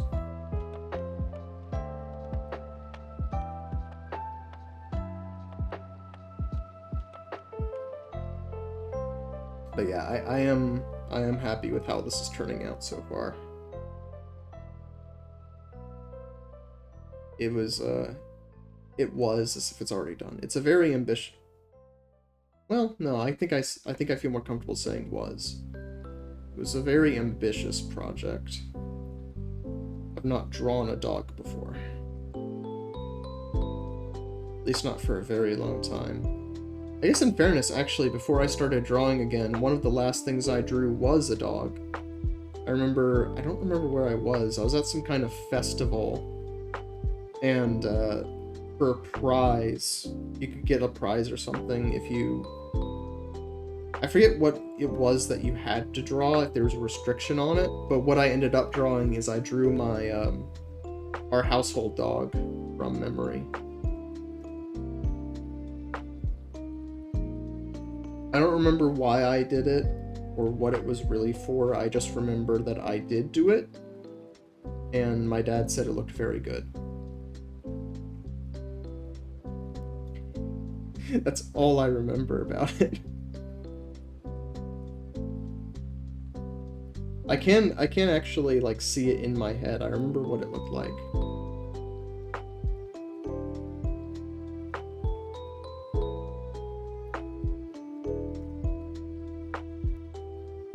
At least more or less. It was a rough sketch. I did it in like 5 minutes.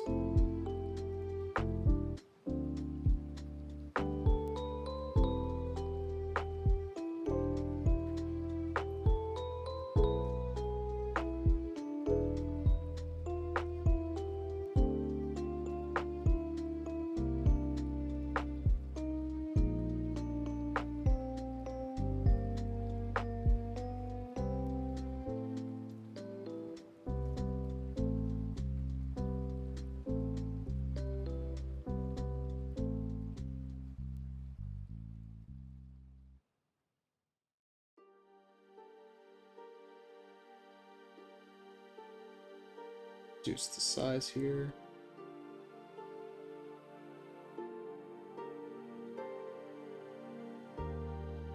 And once we're actually done with the main dog head, one of the things I'm going to do is I actually will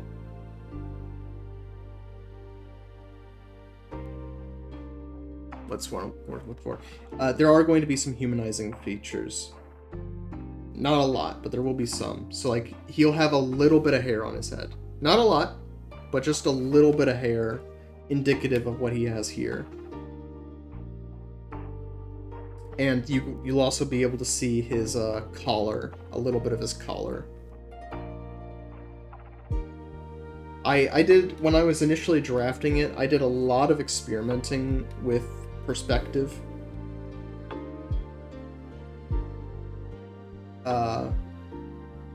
Especially like showing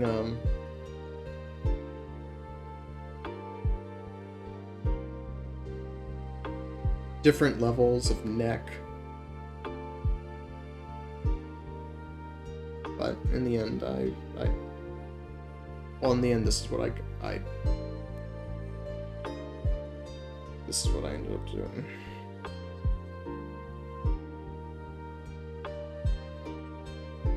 So I think when I started it, well, the issue really is the snout. Because I wanted the head and the snout to be at the center to be this sort of center focus. But it was difficult to... I'm gonna get rid of all that, actually. I like the way it was before. It was difficult to get it in such a way where the head was still in front and in focus, but you could also see the upper chest. That was difficult, and I ended up scrapping it.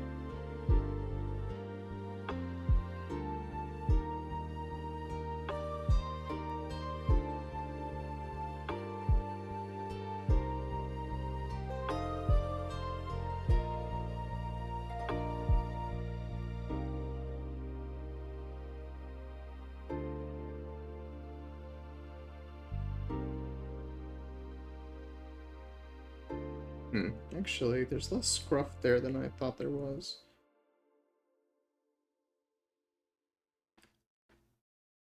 There's another... It was when I drew the mink character. He had a lot more scruff in his ear.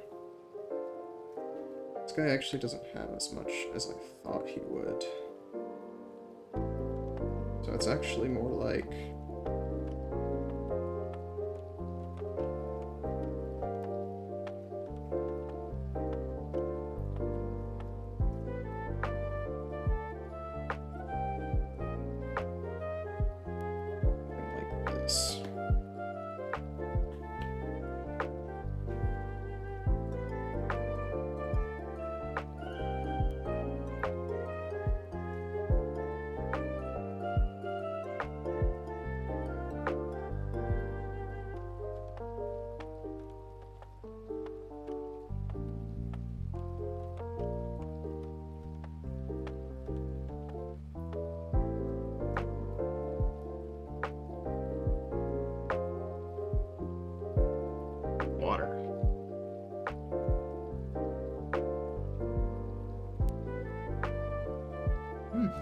Went for nearly 2 hours.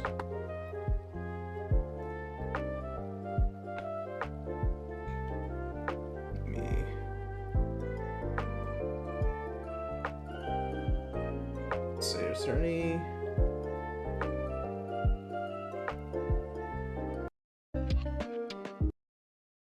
I'm gonna listen to Heartbeat Heartache, and then we'll skip to the One Piece playlist.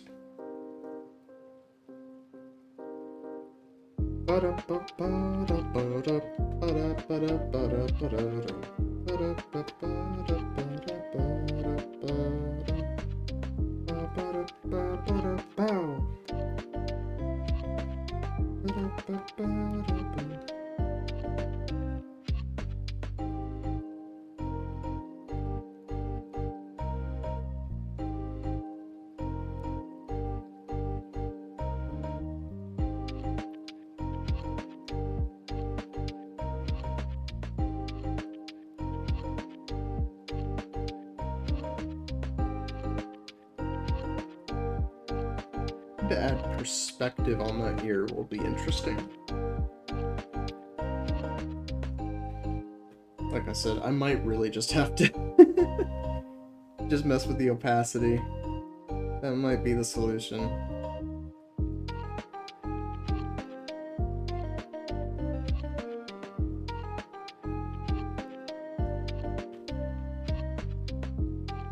That's not the color I want.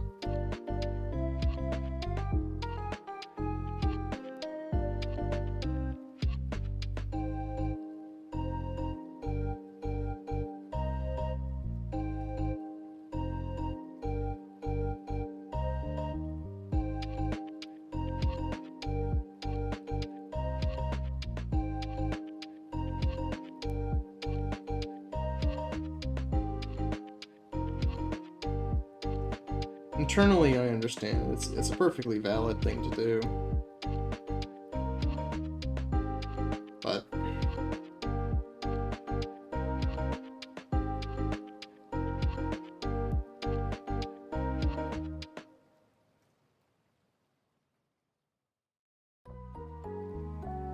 I just know that if I do that, my understanding of colors won't get any better.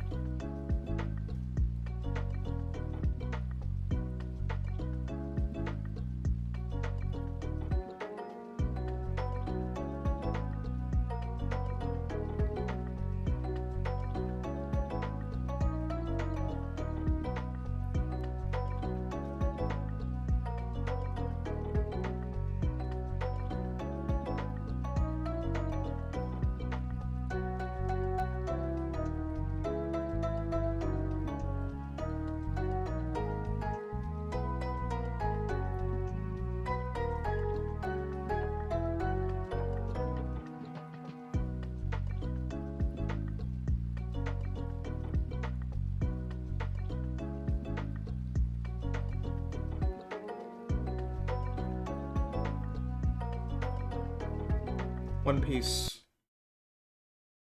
The One Piece is real. Oh, geez, it's 11 p.m. Oh.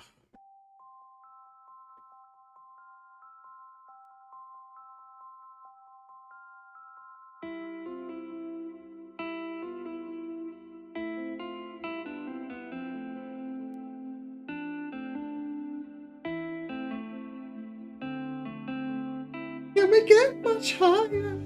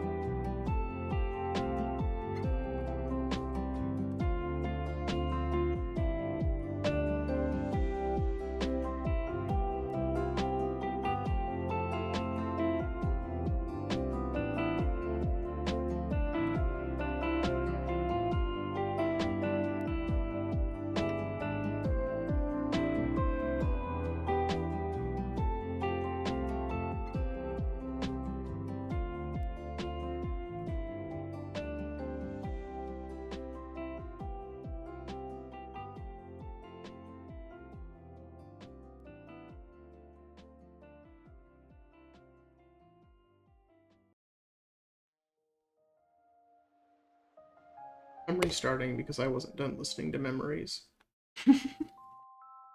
Oh, ba-da, ba-da.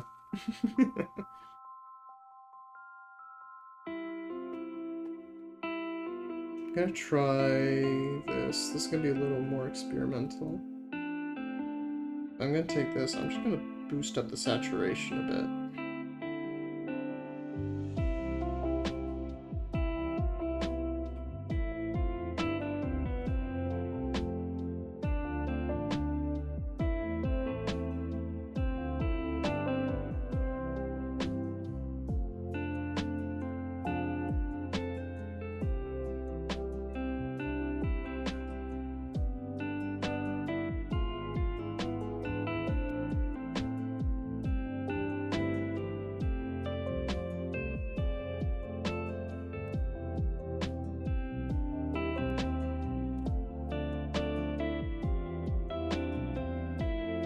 Because even the fur that is like roughly the same pigment is not exactly the same pigment, you know?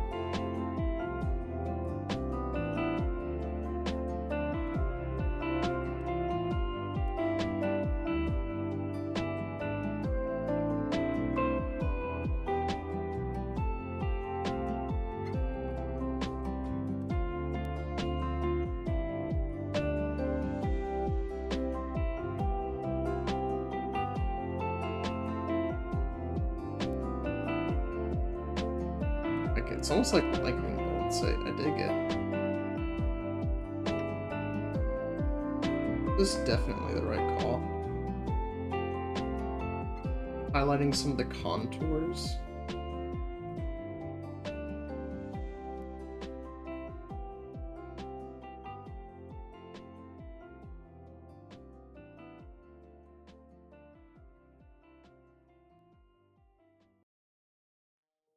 Not even like a shine, just a...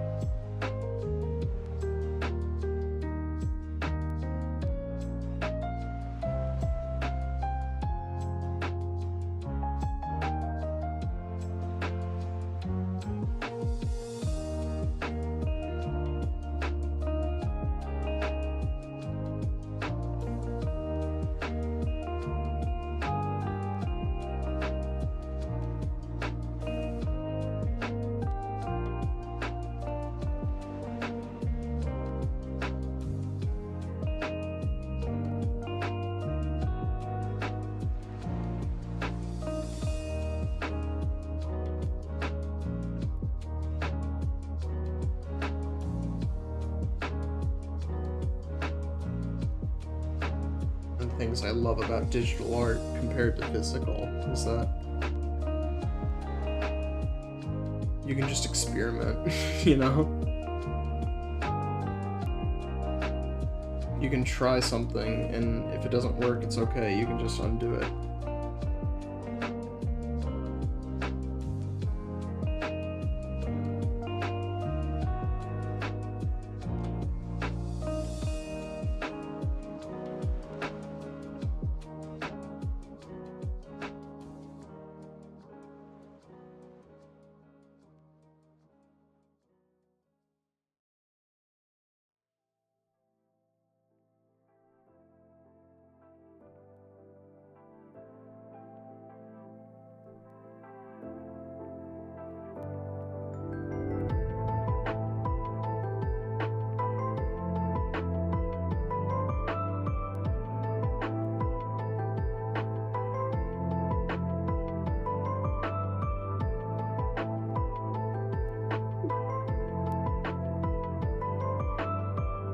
The other good thing about this piece is that it was taken in the same battle as two of the other bounty posters, so the background is exactly the same.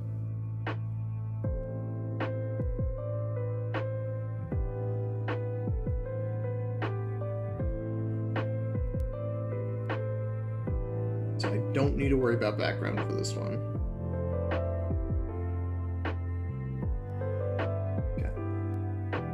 So, unfortunately, we're just going to do, because of just what this is, we're just going to be very basic here.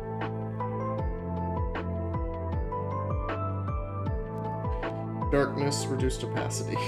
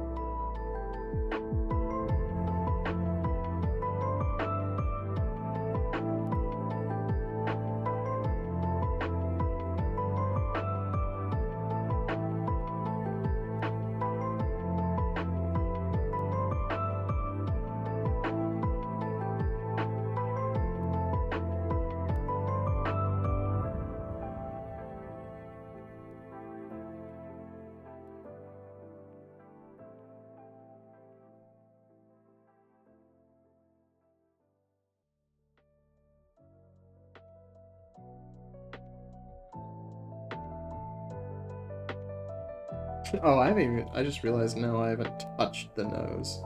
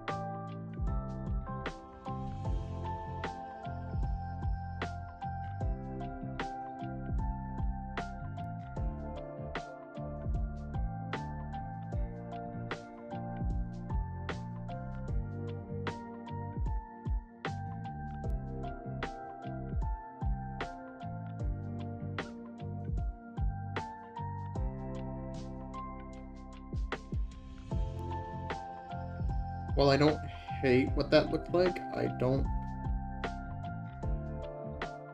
This layer has a specific purpose. I don't want that purpose to become compromised.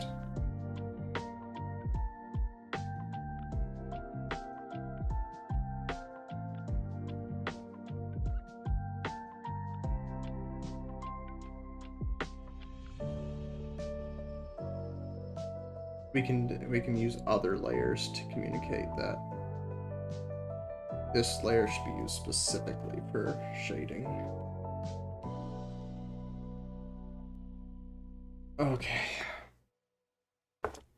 It is getting late. I am crashing. And this feels like a very good place to stop. We made a lot of progress today. It's looking very good. Most of what's left is just touch-ups. I don't know if I will do what's left on stream. I might just wrap it up on my own time because it's mostly just coloring and detail. Otherwise, I'm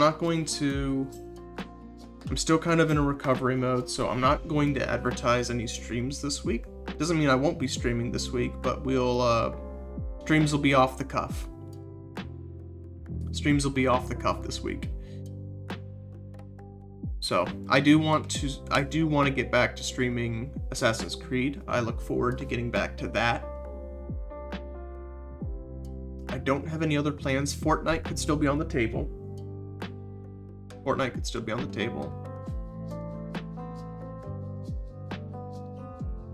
Thanks for the stream. Thanks for tuning in.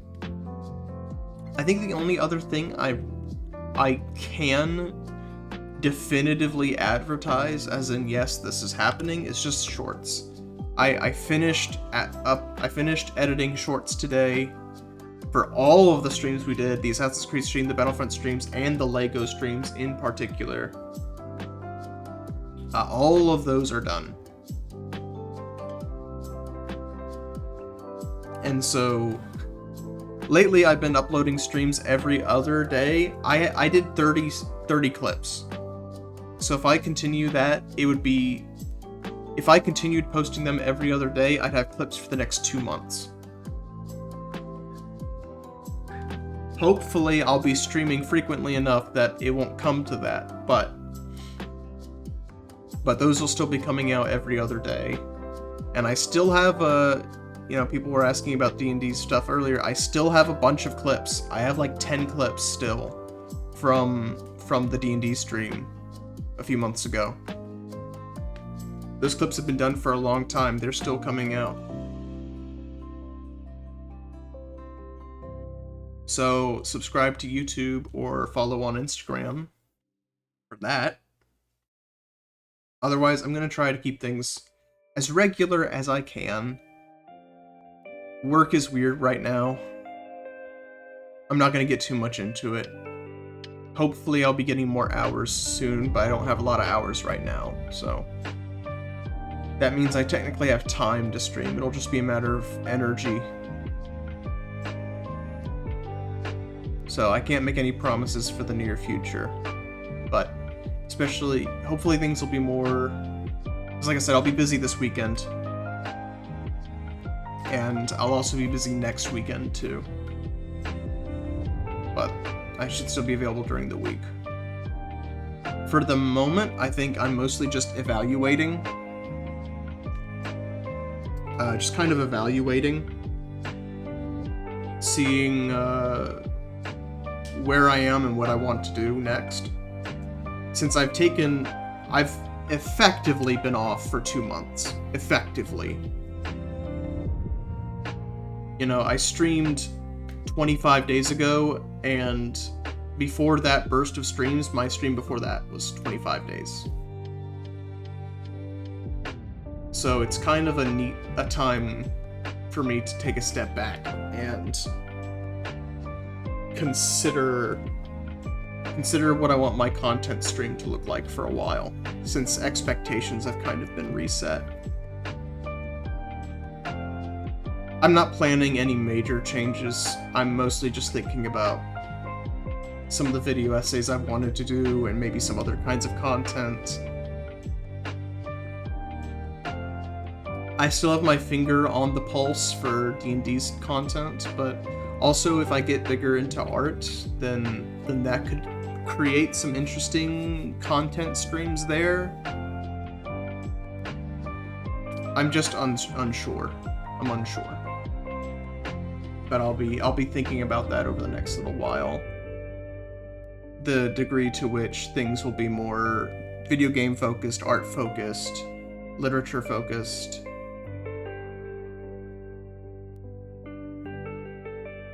We'll see.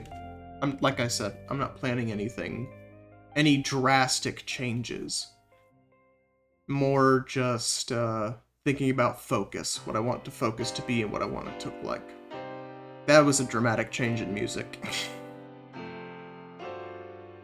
Apparently I'm going on my villain arc. That's what that means.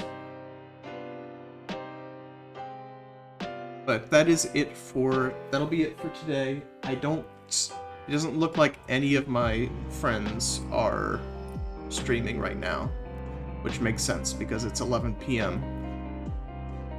Not the villain arc.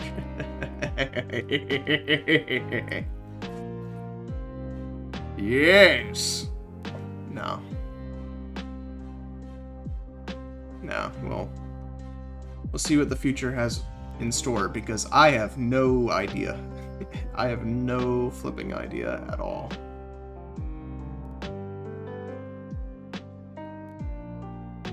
We'll see. As I even mentioned on X, I'm contemplating an audiobook project just to maybe help create a pipeline to some of my other fiction works, but I also need to get back to working on my fiction, because that's been on the shelf for a while. There are a lot of things I need to do, so it'll just be a matter of arranging those priorities into something that'll be a coherent timeline.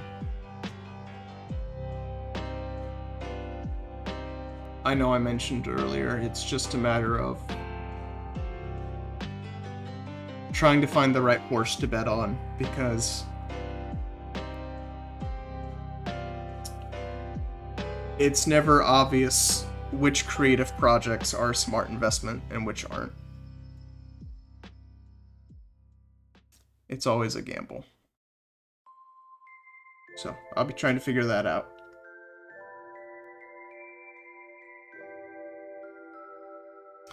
I think that does it for updates. Yeah, I think that does it for updates. I can't make any promises, only that there will be a stream of content. Even if something catastrophic were to happen, there's still shorts for at least the next 2 months. And I put a lot of effort into them, so I can only encourage everyone to check them out. Otherwise, we'll run ads and end stream. But thank you all for tuning in. Thank you to Ami for the raid. That was very nice. Always appreciated. Sorry we couldn't be doing anything more interesting raiders, but hopefully there'll be some Assassin's Creed in the future, maybe some other things. I might try to arrange a Fortnite stream still. Not sure. That'll be all. Pet the werewolf on your way out the door, and I'll hopefully see you guys soon. Bye-bye.